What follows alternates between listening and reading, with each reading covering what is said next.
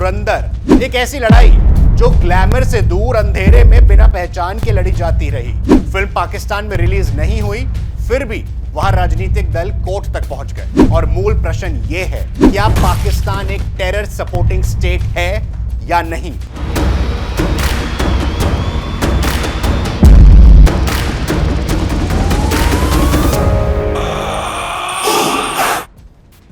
रात का अंधेरा कराची की गलियों में घना होता जा रहा है और हर कोने में खतरा अपने पैर फैला रहा है।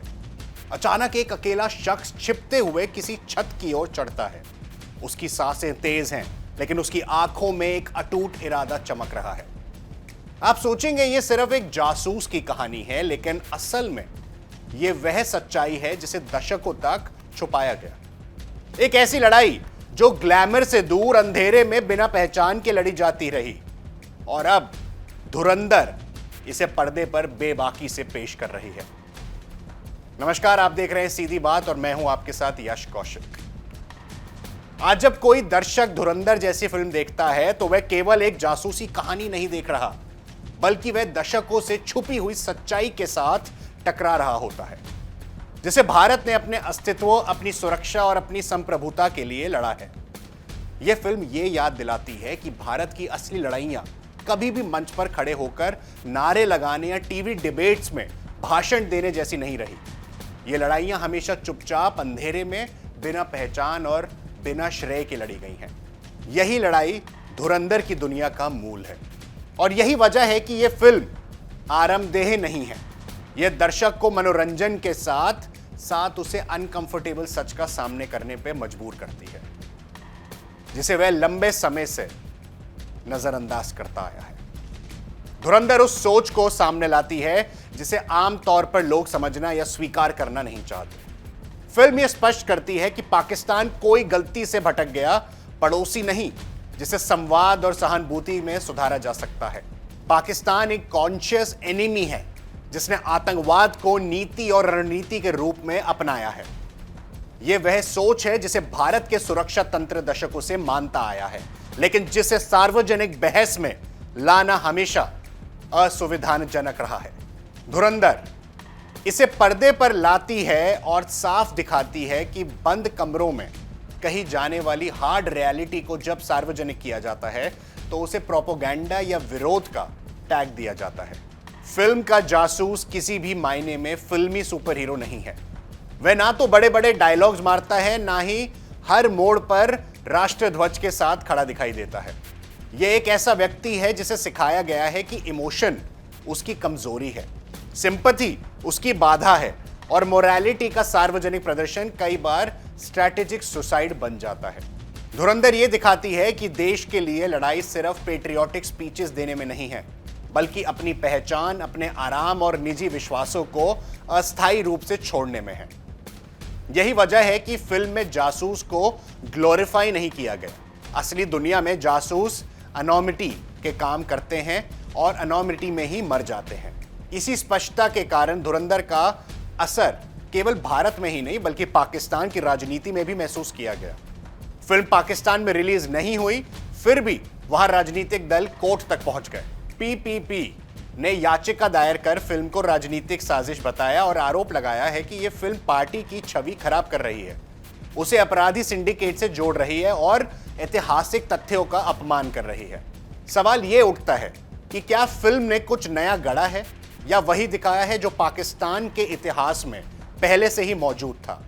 जब कोई कहानी इतनी असहज हो कि उसे झूठ कहने के लिए अदालत में दायर किया जाए, तो समस्या कहानी में नहीं, बल्कि उस सच्चाई में होती है जिसे कहानी उजागर कर रही होती।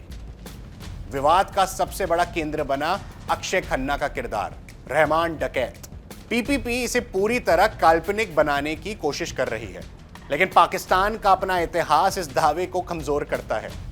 रहमान डकैत कोई कल्पना नहीं था। वह कराची के लयारी इलाके में एक कुख्यात गैंगस्टर था, जिसने अपराध, राजनीति और ताकत के खतरनाक गठजोड़ को खुले तौर पर जिया। ड्रग्स, हथियार की सप्लाई, उगाही और गैंग वॉर, ये सब किसी भारतीय फिल्म की स्क्रिप्ट नहीं, बल्कि पाकिस्तान के शहरी इतिहास का हिस्सा रहा है। पीपल्स अमन कमेटी जैसी संरचनाएं इसका प्रमाण है कि कैसे अपराध को सामाजिक और राजनीतिक संरक्षण देकर एक समांतर सत्ता खड़ी की गई। लयारी का पीपीपी का गढ़ होने में कोई छुपी बात नहीं है। दशकों तक ये इलाका पार्टी का भरोसेमंद वोट बैंक रहा और आरोप लगते रहे कि स्थानीय गैंग्स को राजनीतिक संरक्षण मिला है। 2007 में बेनजीर भुट्टो की कराची रैली पर हुआ आत्मघाती हमला और उसके बाद की घटनाएं पाकिस्तान की राजनीति के सबसे काले अध्यायों में दर्ज किया है। यह तथ्य कि उस रात रहमान डकैत ने बेनजीर को सुरक्षित पहुंचाया, पाकिस्तान की अपनी मीडिया और चर्चाओं में दर्ज है। वो बात में जब यही गठजोड़ राजनीतिक रूप में बोझ बन गया तो 2009 में पुलिस इनकाउंटर में रहमान डकैत को मार दिया गया। धुरंधर बस इसी इतिहास को सिनेमाई भाषा में सामने लाती है और शायद यही कारण है कि पाकिस्तान की राजनीति इतनी संवेदनशील प्रतिक्रिया देने लगी। फिल्म का सबसे बड़ा खतरनाक दावा यह है कि पाकिस्तान में आतंकवाद, अपराध और राज्य अलग अलग इकाइयां नहीं हैं। धुरंधर ये दिखाती है कि आईएसआई, सेना, गैंग्स और आतंकी संगठन एक ही सिस्टम के अलग अलग हिस्से हैं। यही वह तथ्य है जिसे भारत की सुरक्षा तंत्र दशकों से मानता रहा है। पाकिस्तान में नॉन स्टेट एक्टर जैसा कुछ नहीं होता, वहां राज्य खुद एक्टर होती है। जब यह तथ्य सार्वजनिक मंच पर आता है तो इसे नफरत या कट्टरता कहकर खारिज करने की कोशिश की जाती है, क्योंकि इससे स्वीकार करना अंतर्राष्ट्रीय राजनीति और कूटनीति के लिए असुविधाजनक हो सकता है। 26/11 मुंबई में जब अटैक हुए थे, इसी पूरी सोच का सबसे बड़ा उदाहरण है। धुरंधर ये स्पष्ट करती है कि 26/11 कोई दुर्घटना नहीं थी, कोई स्पॉन्टेनियस हिंसा नहीं थी। यह एक सोचा समझा ऑपरेशन था जिसमें सिविलियंस को जानबूझकर निशाना बनाया गया। इसका उद्देश्य भारत को बिना कन्वेंशनल वॉर के कमजोर करना था, उसकी सामाजिक और राजनीतिक स्थिरता पर हमला करना था। यह वह सिद्धांत हैं जिसे पाकिस्तान की सैन्य और राजनीतिक रणनीति में दशकों से अपनाया गया है।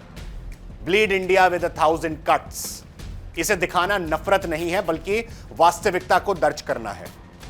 जब फिल्म इस सच्चाई को बिना फिल्टर पेश करती है तो नैरेटिव वॉर शुरू हो जाती है। इस्लामोफोबिया, हाइपर नेशनलिज्म और एजेंडा जैसे शब्द हथियार बन जाते हैं ताकि मूल प्रश्न से ध्यान हटाया जा सके। और मूल प्रश्न यह है कि क्या पाकिस्तान एक टेरर सपोर्टिंग स्टेट है या नहीं। अगर है तो उसे दिखाना किसी समुदाय या धर्म के खिलाफ नफरत नहीं, बल्कि एक डॉक्यूमेंटेड सच को पेश करना है। धुरंधर पाकिस्तान को विक्टिम या मिसअंडरस्टूड नेबर के रूप में पेश नहीं करती, बल्कि इसे एक एक्सपोज सिस्टम के रूप में दिखाती है, जहां आतंकवाद कोई गलती नहीं बल्कि पॉलिसी टूल है उनका। हम सबको मालूम है, पूरे विश्व को मालूम है कि पाकिस्तान टेरर स्पॉन्सर है। वो टेररिज्म को पनाह देता है, टेररिज्म को स्पॉन्सर करता है और टेररिज्म पूरे विश्व में फैलाता है। हाल ही में हमने सिडनी में फायरिंग देखी, उसके तार भी पाकिस्तान के टेररिज्म मॉड्यूल से जुड़ रहे हैं। इसी कारण धुरंधर को केवल एक फिल्म के रूप में देखना, इसकी गंभीरता को कम आंकना होगा। यह एक दर्पण है भारत की उस सुरक्षा सोच का जो यह मानती है कि शांति तभी संभव है जब दुश्मन को यह साफ पता हो कि उसके हर एक्शन की कॉस्ट चुकानी पड़ेगी। यह कॉस्ट सिर्फ सीमा पर नहीं होती बल्कि परसेप्शन में, नैरेटिव में और इमेज में भी होती है कि पाकिस्तान की पूरी मनोविज्ञान इसी भ्रम पर टिकी रही है कि भारत इमोशनली वीक है, इंटरनली डिवाइडेड है और मॉरल प्रेशर में झुक जाएगा। धुरंधर इसी भ्रम को चुनौती देती है और यही कारण है कि फिल्म पर प्रतिक्रिया इतनी तीखी रही। आखिर में धुरंधर एक असहज सवाल छोड़ जाती है, क्या हमने पाकिस्तान को लेकर बहुत लंबे समय तक खुद को धोखे में रखा? क्या हमने उसे वह मॉरल बेनिफिट दिया जिसका वह कभी हकदार नहीं था? यह फिल्म युद्ध के लिए नहीं बल्कि सच के लिए चेतावनी देती है, और अगर यह फिल्म हमें उस सच का सामना करने पर मजबूर करती है तो यह इसकी सबसे बड़ी ताकत है। यही वजह है कि धुरंधर सिर्फ एक फिल्म नहीं बल्कि एक चेतावनी और मिरर यानी कि आईने की तरह सामने आती है, जिसे नजरअंदाज करना भारत के लिए हमेशा महंगा साबित हुआ है। धुरंधर फिल्म में रणवीर सिंह, अक्षय खन्ना, अर्जुन रामपाल, आर माधवन सबकी एक्टिंग की तारीफ हुई और सबने वो किरदार निभाए हैं जो असल जिंदगी में थे। धुरंधर एक ऐसी मूवी साबित हुई है अभी तक सिनेमाघरों में जिसने ये सोचने पे मजबूर किया है कि क्या सही में जो 26/11 का इंसिडेंट दिखाया, जो उसकी फंडिंग आई, वो जो 100 और 500 के नोट रोके गए, क्या नोटबंदी जो मोदी जी ने कराई, क्या वो सही फैसला था? क्योंकि अगर वाकई में पाकिस्तान के अंदर हमारी प्लेट्स थी 100 और 500 की, ये सोचने पे मजबूर करता है कि क्या पाकिस्तान सही कर रहा था या पाकिस्तान की हेल्प कौन कर रहा था भारत में से। आपको क्या लगता है कमेंट सेक्शन में जरूर बताइए। क्या धुरंधर मूवी असल में सही चीज को दिखाती है स्क्रीन पे या फिर वो किसी गलत चीज को स्क्रीन पे दिखा रही है? क्या उस टाइम की सरकार ने पाकिस्तान की किसी तरीके से मदद करी जिसके कारण 26/11 का अटैक हुआ? ये सब सोशल मीडिया पे क्वेश्चन आ रहे हैं। आप अपने क्वेश्चन कमेंट सेक्शन में पूछिए, हम उनका जवाब अगले सीधी बात के एपिसोड में लाएंगे। नमस्कार।